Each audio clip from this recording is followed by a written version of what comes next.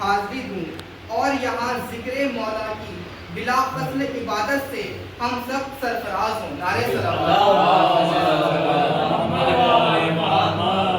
میں ان مجالس میں انشاءاللہ بارگاہ نجف سے رزق علم کی بھیک مانگوں گا، اور جو رزق باب علم نے اپنے فضل سے عطا فرمایا وہ آپ حضرات میں تقسیم کر دوں گا. میری گفتگو کے انداز اور اس کے طریقے سے آپ حضرات آشنا ہیں اور واقف ہیں.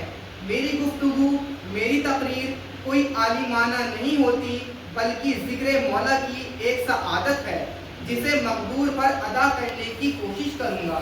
یہ ایک بات اپنی جگہ طے ہے کہ مجلس کا کوئی تصور نہیں بنتا ذکر علی کے بغیر. رسالت مآب نے فرمایا زینت دو اپنی مجلسوں کو ذکر علی ابن ابی طالب سے. نعرے اس لیے کہ اس کا ذکر میرا ذکر ہے، میرا ذکر خدا کا ذکر ہے، اور خدا کا ذکر عبادت ہے. وہ آفتاب ہدایت جس کا نام علی تھا اس دنیا پہ اپنی روشنی برسا کے اور دنیا کو منور کر کے غروب ہوا. علی جن کی مثال نہ دنیا پیدا کر سکی نہ کائنات عالم لا سکی. رسول اللہ کی تصدیق کے واسطے اس طرح اس زمین پر رحمت پروردگار تھے جیسے ان کے بھائی سرور کائنات حضرت محمد مصطفیٰ صلی اللہ علیہ وسلم ایک چشمہ فیض، ایک آفتاب ہدایت تھے، ایک نور تھے، ایک روشنی تھے. اسلام کو یہ شرف ملا کہ علی جیسا ہادی آیا اور علم و کمال، فضل و شجاعت، سخاوت، عدالت، انسانیت، شرافت، خوبی، نیکی، جنت، آخرت، ہر چیز کو بتا کر علی اس دنیا سے رخصت ہوئے. اور جب علی اس دنیا سے رخصت ہوئے تو دین کو بے سہارا نہیں چھوڑ گئے، اس لیے کہ دین خدا ہے، اس کے واسطے انتظام رہتا ہے. اسی لیے حضرت سرور کائنات نے فرمایا کہ حسن و حسین یہ دونوں سردار ہیں جوانان جنت کے. نعرے صلوات.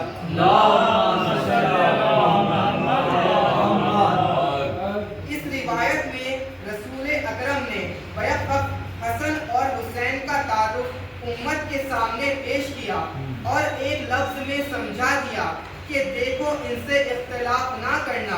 جنت کے سردار اس لیے اور کہا کہ جنت میں دو رنگ زیادہ نمایاں ہیں، یعنی سبز اور سرخ، اور یہ دونوں رنگ دونوں شہزادوں کے پسندیدہ رنگ ہیں.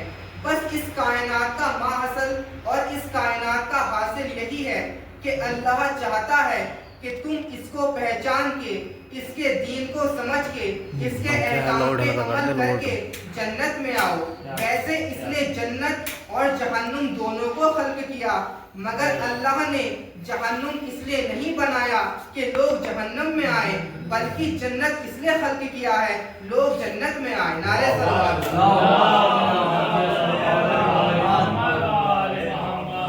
جہنم تو نافرمانوں کے لیے ہے. معبودی حقیقی نے کائنات کا جو نظام بنایا اس کا ماحصل دین اسلام ہے، اور دین اسلام کے احکامات پر مکمل عمل کرنے والوں کے لیے جنت ہے. اور جنت کی سرداری امام حسن اور امام حسین کے ہاتھ میں ہے.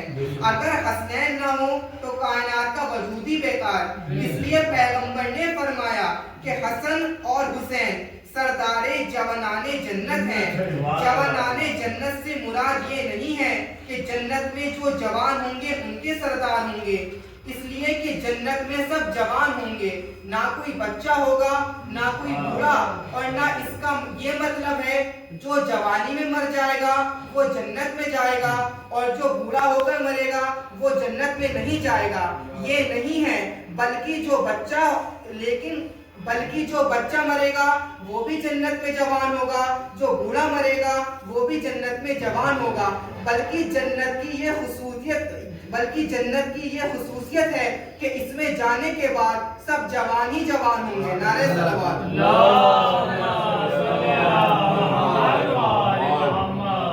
تو اب ذرا جنت کے سردار حسین پر ایک نظر ڈالتے ہیں. پیدا ہوئے کس گھر میں جو نبوت اور امامت کا گہوارہ تھا. تعلیم پائی تو ان لوگوں میں جو فرما رہے ہیں میں شہر علم ہوں اور علی اس کا دروازہ ہے۔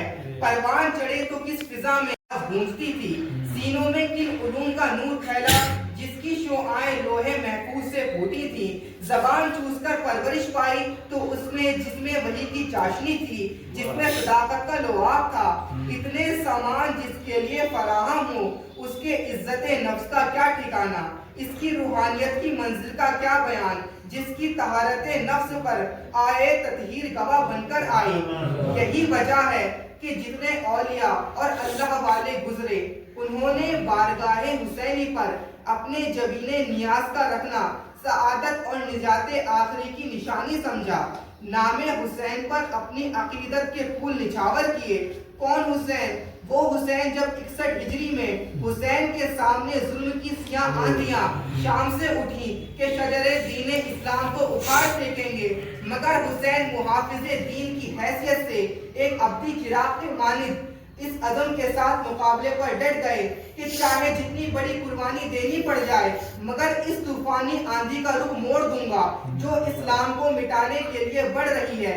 یزید کے پاس کیا کچھ نہ تھا، بے شمار فوج، غیر محدود طاقت اور دولت کی کثرت تھی، لیکن ان سب چیزوں کے باوجود ایک چیز کا ڈر تھا جس نے یزید کی راتوں کی نیند حرام کر دی تھی۔ وہ چیز تھی رائے عامہ، کیونکہ وہ جانتا تھا کہ رائے عامہ حسین کے ساتھ ہے۔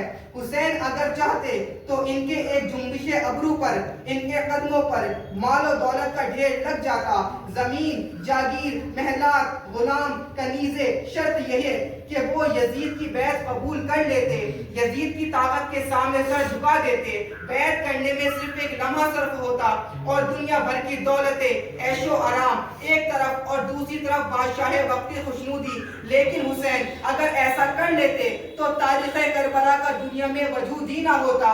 یزیدیت کی ایک تحریک تھی جو ظلم، جور اور بد اخلاقیاں پھیلانے کے لیے وجود میں آئی تھی، اور اگر حسین اس تحریک کو مان لیتے تو یہ تحریک نہ صرف ملک عرب بلکہ دنیا کے ان تمام حصوں میں پھیل جاتی جہاں اسلام کے نام لیوا موجود تھے۔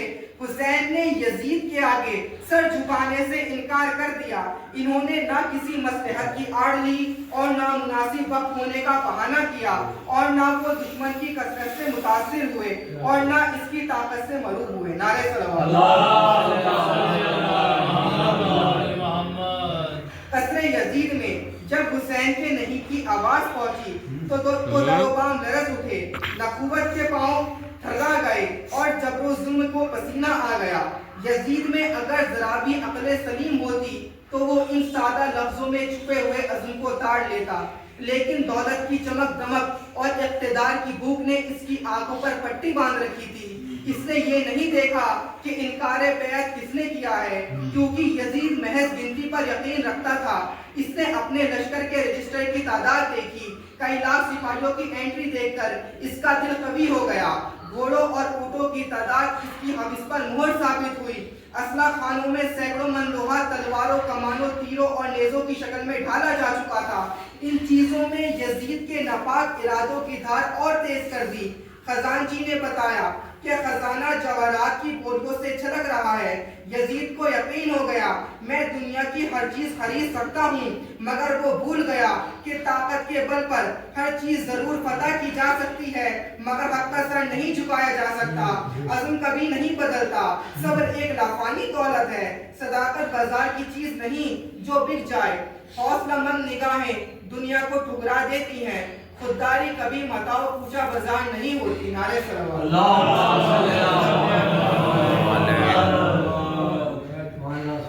کربلا کے میدان میں وقت کی نگاہوں نے وہ مارکا بھی دیکھا۔ ایک طرف بچے، بوڑھے اور بیماروں سمیت کل 72 تھے اور دوسری طرف لاکھوں کا لشکر تھا۔ فرات میں پانی کی کمی نہیں تھی، لیکن ایک شیرخوار بچے تک پر پانی کی بوند حرام کر دی گئی تھی۔ عزاداران حسین، محرم بے قصوں پر رونے کا مہینہ ہے اور غریبوں پر ماتم کرنے کا مہینہ ہے۔ اجڑ گیا مدینہ، چل رہا ہے حسین مدینے سے، بیویوں کے سوار ہونے کا وقت آ گیا۔ صغرا کی گود میں علی اصغر ہے، جب بی بی رباب کے سوار ہونے کا وقت آیا تو بی بی نے کہا صغرا اصغر کو مجھے دے دو۔ بی بی رباب نے اصغر کو گود میں لینا چاہا، اصغر بہن سغرا سے لپٹ گئے۔ ہر بی بی نے کوشش کی کہ اصغر ہماری گود میں آ جائیں، مگر اصغر بہن کو لپٹے رہے۔ یہ حال دیکھ کر غریب زہرا حسین خود چلے۔ حسین کو آتا دیکھ کر سغرا نے کہا بابا زبردستی نہ لینا، اگر اصغر خود آ جائیں تو لے لینا، بس یہ سننا تھا۔ حسین جھکے، کان میں کوئی فقرہ کہا، اصغر نے سغرا کو چھوڑ دیا، حسین کی گود میں چلا گیا۔ تڑپ کے سغرا نے کہا بابا لے جائیں اصغر کو، لیکن اتنا تو بتا دیں آپ نے اصغر کے کان میں کیا کہا؟ حسین کی روتی ہوئی آواز آئی، میں نے اصغر سے کہا تو مدینے رہ جا، جہاں اتنے تیر کھاؤں گا تیرے حصے والا تیر بھی حسین اپنی گردن پہ کھائے گا۔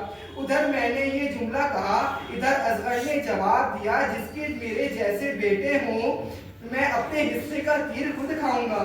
بیویاں سوار ہونے لگیں، کالے رنگ کے پردے محملوں پر پڑے ہوئے تھے، قناتیں لگائی گئی تھی۔ کئی مرتبہ مدینے کی گلیوں میں ابو الفضل عباس گھوڑے پہ بیٹھ کر الحجاب الحجاب کی صدا بلند کرتے رہے۔ اب سننا روایت، جناب عباس کی ماں فرماتی ہیں ہر بی بی کو اس کے قریبوں نے سوار کرایا، آخر ملکہ امکان کی سواری آئی، اپنے وقت کی زہرا چلنے لگی اس طرح سے کہ اونٹ کو دروازے پر بٹھایا گیا۔ حسین ابن علی کئی مرتبہ اندر آئے، کئی مرتبہ باہر آئے، عباس کو اشارہ کیا، حسین نے حکم دیا، زینب عالیہ نے پہلا قدم رکھا، ادھر علی کی بیٹی محمل کے قریب آئی، عباس اونٹ کے پاس ایسے جھک گئے اور عرض کی آقا زادی غلام پہ پاؤں رکھ کر سوار ہو جائیے۔ ادھر بی بی سوار ہونے لگی، سجاد نے دایا بازو پکڑا، قاسم نے بایا بازو پکڑا، حسین نے محمل کا پردہ اٹھایا، علی اکبر نے یاسین کی تلاوت شروع کی۔ ادھر زینب کبریٰ محمل میں آئی اور محمل کا پردہ اٹھا کر آہستہ سے کہا بھیا حسین جس شان سے لے کر جا رہے ہو اسی شان سے مدینے واپس بھی لانا۔ بی بی زینب کا اونٹ اٹھا، پہلی دفعہ حسین دوڑ کر اپنے گھوڑے پہ بیٹھے، حسین بیٹھے تو غازی بیٹھے، غازی بیٹھے تو عابد بیٹھے، عابد بیٹھے تو اکبر بیٹھے، ہر ہاشمی گھوڑے پہ بیٹھا۔ مقتل کا فکرہ ہے 12 بنی ہاشم، 6 آگے 6 پیچھے صدائے دے رہے تھے الحجاب الحجاب۔ یہ تھی 28 رجب اور وہ تھی 11 محرم۔ اکبر و عباس شہید ہو گئے، سجاد کے ہاتھوں میں ہتھکڑیاں، پیروں میں بیڑیاں ہیں، زینب کے سر پر چادر نہ تھی، شمر کے ہاتھ میں تازیانہ تھا اور زینب کی پشت تھی۔ علی کی بیٹی رو رو کر کہتی تھی عباس عباس میں شام جا رہی۔